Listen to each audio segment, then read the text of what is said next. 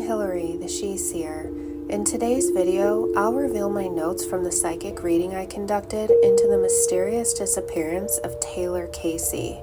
This reading is unusual. It contains a lot of mediumship and it hit me hard emotionally. At the end of the reading, I put the pieces together and share my psychic opinion of what happened to Taylor. Quick background. Taylor Casey is a 41-year-old woman from Chicago, Illinois, who's transgender. She disappeared on the evening of June 19, 2024. Taylor is very passionate about yoga, and she was fulfilling a lifelong dream of hers to take part in a yoga teacher training course at an ashram near Paradise Island in the Bahamas. The only break in her case was that the next day, a relative of hers helped to ping her phone, and police recovered it in the water about 56 feet out. Disclaimer, this video is for entertainment and it's not fact, it's my psychic opinion. Now let's get into it. This is the reading for Taylor Casey. As I'm praying and establishing my connection, I have a quick flash of something disturbing happening to Taylor, but it actually doesn't feel true. I've noticed I've picked up some things in other readings from the collective consciousness, so my guidance reminded me before this reading to be very discerning with what I'm receiving. So I cleared my energy and I started again. To start, I have a vision of Taylor kind of ceremoniously lighting a white candle. It may be a floating candle. I'm kind of seeing a ceremony of this candle being placed in the water. I do feel like this is actually a symbolic way of Taylor's energy showing me what happened. As I tune into Taylor's photo, I feel a lot of sadness and emotional energy. I feel Taylor was so close to her mom that her mom's anguish is coming through Taylor's photo. This is actually rare. Taylor must have been embodying a lot of her mother's energy. The evening Taylor went missing, I get the feeling Taylor feeling overwhelmed and feeling the need to get out and clear her mind or remove herself from her situation. I get that Taylor was feeling left out of the group dynamic, and I feel she was in a position of feeling others were talking about her or thinking negatively about her. It feels like she's really been struggling with this. I'm feeling a lot of shame surrounding this, and I feel she may not have had the capacity to talk about it. I'm being shown it's like when you're embarrassed and a bunch of energy starts burning in your chest and rises up to your face and you blush and you have that lump in your throat and you're trying to hold everything together. I'm getting a lot of emotional discord, but she's trying to keep it together. I'm not sure if this is emotionally related or anxiety related or something else, but when I'm tuning into her energy, it's also hard to breathe. Interestingly, as well, these feelings as they come in are not fully embodied. I feel Taylor was partially disassociated, so I'm sensing and feeling things like first person and second person, inside of myself and outside of myself. Taylor may have been having this reaction to the trauma she was experiencing, and that's why I'm seeing it that way. I think Taylor had a gift as well of stepping into someone else's shoes and being able to really empathize with what someone else was going through. When I look at her photo, I keep hearing, "You're so beautiful, you're so beautiful." This has kind of a feeling of someone telling her this to try to get it through to her, that she's such a beautiful soul, such a gentle person. I'm trying to ask what happened, and I start sensing that Taylor has a reluctance to tell me. I asked to receive just some words in my mind's eye, thinking maybe that would be easier. I received stoned, careless, pole, and then later in the reading, the words window and Philip or Filipino pop in randomly. I'm leaving these words in this reading, but I'm not sure how they fit, to be honest. Taylor's energy comes in again and expresses that she wants to tell her mom and everyone that she loves them.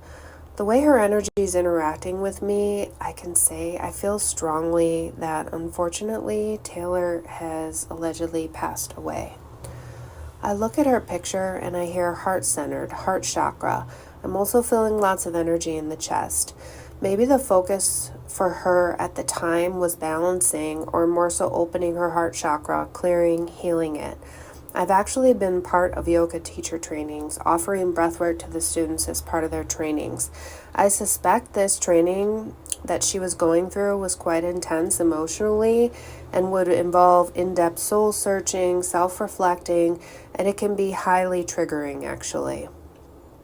If someone had struggled with their mental health, this kind of training and group situation could potentially bring up a lot of unresolved pain and emotions from the past and anxiety and other energies, and that can come on quite suddenly and intensely. This is kind of what I'm seeing for the situation leading up to Taylor's disappearance. I'm trying to get Taylor to come forward to give more information. I say, I'm here, and I have the vision of Taylor sitting in front of me, cross-legged, and holds both of my hands.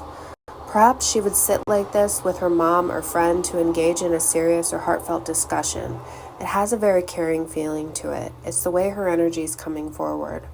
I want to note throughout this reading, I have a consistent feeling like I want to cry, but I can't. I'm actually trying to cry to connect with this energy because it's uncomfortable, but I can't connect to it.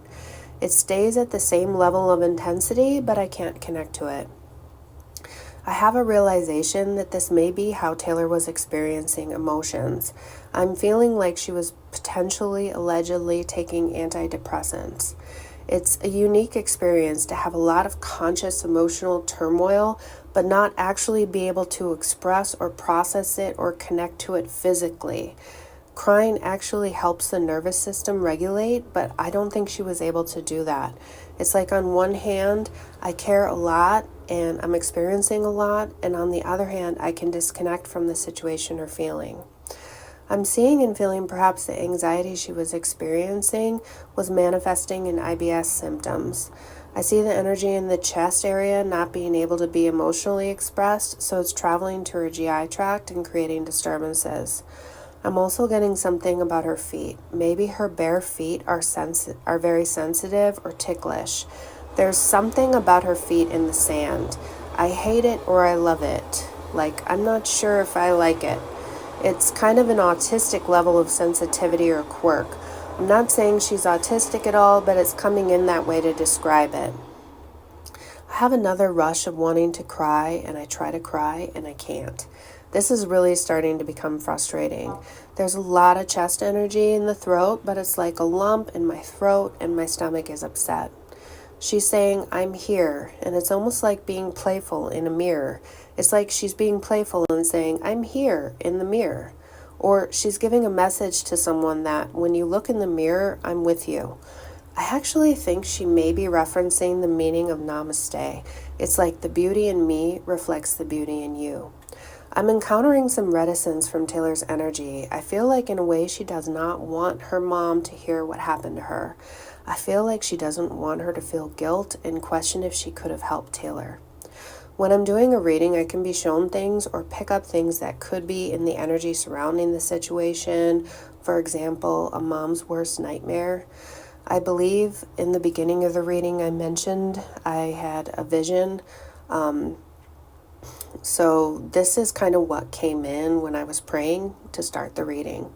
I had a vision of Taylor in the fetal position in the trunk of a car, as if there was some sort of kidnapping with a potential GUN. But as I stated, this doesn't feel like it's what actually happened. I can't say exactly why that was coming in, but accessing the energy of what happened, there's so much emotional turmoil, feeling very uncomfortable, and emotional dysregulation and overwhelmed.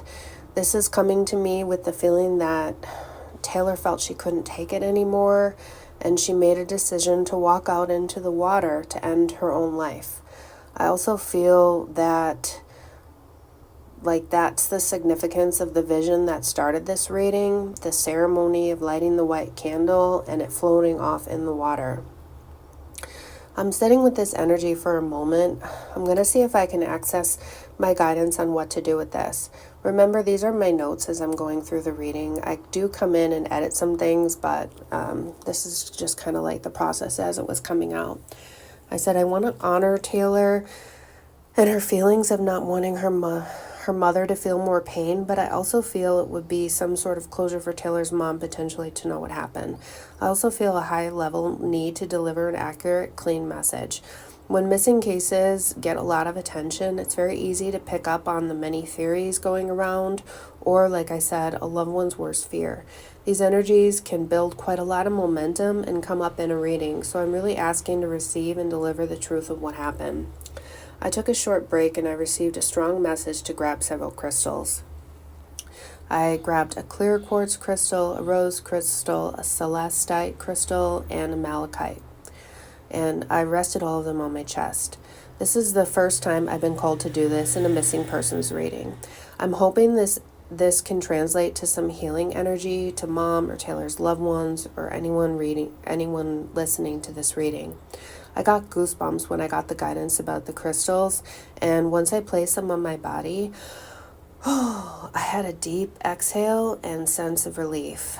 The more I sit with the energy, I feel Taylor is in the water.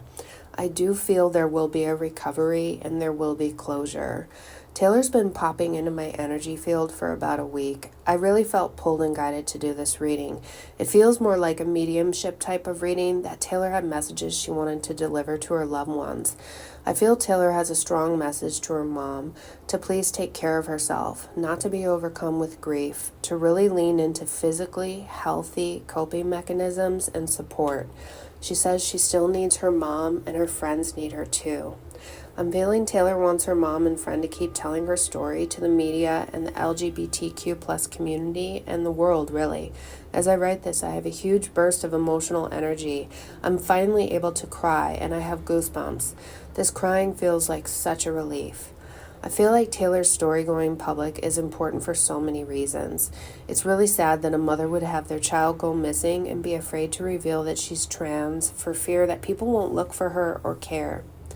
There's so much powerful, meaningful, purposeful energy coming from Taylor's story. I don't want to say her disappearance, I want to say her complete story. I think Taylor is impacting a lot of people, and her story is one that needs to be and will be told. Taylor is loved and accepted, and she's important. She matters just as much as anyone else's daughter. Another message from Taylor's energy is, please stay focused on the good in people. There's so much good and kindness in the world, and it's important to focus on it and connect to it and make it stronger. Build it up. The world needs more love and hope.